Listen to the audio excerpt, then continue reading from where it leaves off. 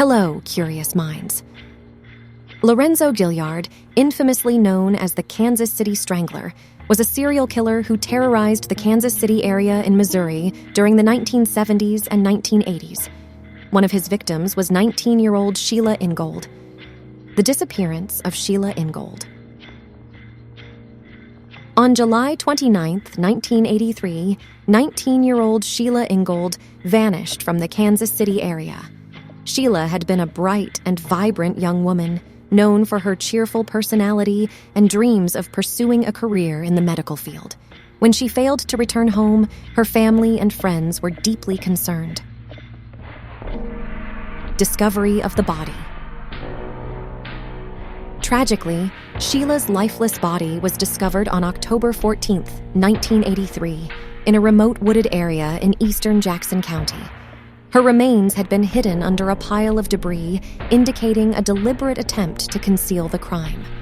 The discovery sent shockwaves through the community, leaving them in fear and mourning. Investigation and arrest. The investigation into Sheila Ingold's murder proved to be a challenging puzzle for law enforcement. Despite the lack of conclusive evidence, detectives gradually began to piece together connections between the Kansas City Strangler's other victims and the pattern of his crimes.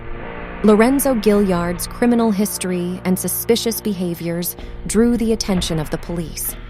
His DNA was found on multiple victims' bodies, connecting him to the heinous crimes. In 2004, after decades of eluding justice, Gilyard was arrested and charged with the murders of multiple women, including Sheila Ingold. Gilyard's trial and conviction. During Gilyard's trial, a chilling picture emerged of his modus operandi and the brutal nature of his crimes.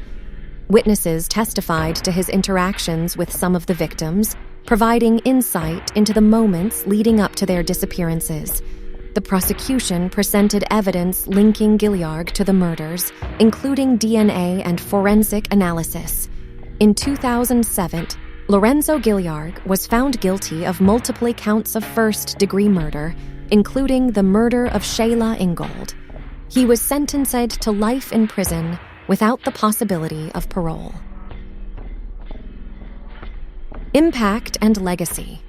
The case of Sheila Ingold and the larger Kansas City Strangler series of killings left a deep scar on the Kansas City community. Gilyard's reign of terror spread fear, especially among women, and prompted changes in safety precautions and law enforcement procedures. Lorenzo Gilyard Jr. was born in Kansas City, Missouri, and grew up in the city's urban neighborhoods. He was one of 7 siblings in a working-class family. Little is known about his early years, but his troubled upbringing and criminal tendencies would later come to light. Criminal history. Gilyard's criminal history began at a young age. He was first arrested in the early 1970s for burglary and theft. Over the next few decades, he amassed a record of various crimes, including assault, rape, and drug-related offenses. Despite these brushes with the law, Gilyard managed to evade serious consequences for many years. The Kansas City Strangler. Between 1977 and 1993, Kansas City experienced a series of gruesome murders that would come to be attributed to Lorenzo Gilyard. Dubbed the Kansas City Strangler, Gilyard was responsible for the deaths of at least 13 women, though the exact number remains uncertain. His victims were often young African-American women who were sexually assaulted, strangled, and discarded in various locations around the city. Police investigation and arrest. The Kansas City Strangler's crimes spread fear and panic throughout the community. The police launched an intensive investigation, but struggled to apprehend the elusive killer. It wasn't until advances in forensic science, specifically DNA analysis, began to shed light on the perpetrator's identity. In 2004, Gilyard was finally arrested and charged with the murders of 13 women. DNA evidence linked him to the crime scenes, and his criminal history added weight to the case against him. Trial and conviction. During his trial, witnesses testified about his interactions with some of the victims, establishing patterns in his modus operandi. The prosecution presented a compelling case demonstrating Gilyard's involvement in the murders. In 2007, he was found guilty of multiple counts of first-degree murder and received multiple life sentences without the possibility of parole. Impact and legacy. Lorenzo Gilyard's reign of terror as the Kansas City Strangler left a scar on the city's history. His crimes highlighted the challenges of tracking and apprehending serial killers, particularly when they prey on vulnerable populations.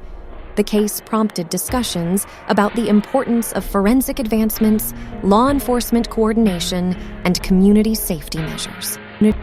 Some intriguing facts about Lorenzo Gilyard. Criminal history.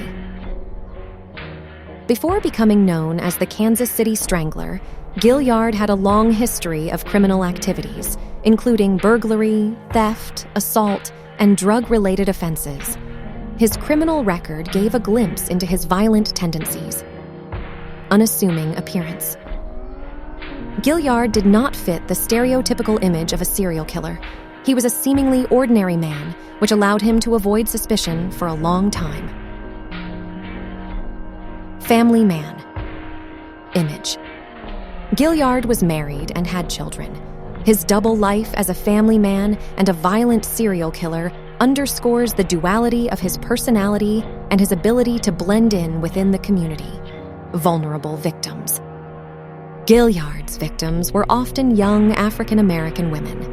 His choice of victims preyed on vulnerable individuals who might have been less likely to be noticed missing. Lengthy spree.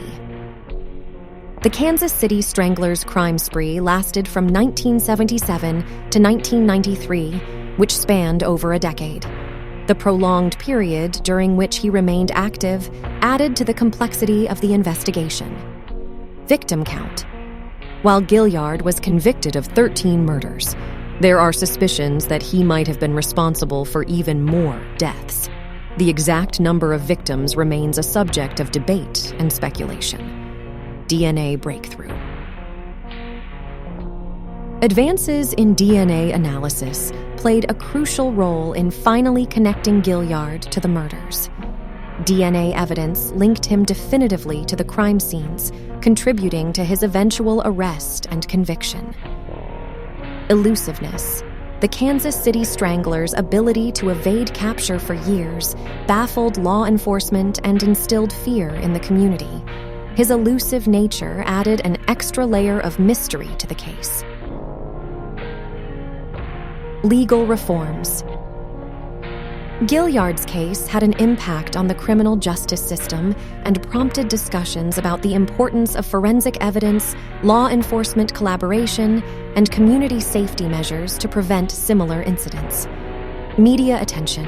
The Kansas City Strangler case garnered significant media attention, both during his crimes and after his arrest. The chilling details of his crimes and his eventual conviction captured the public's interest and served as a cautionary tale about the hidden dangers lurking within communities.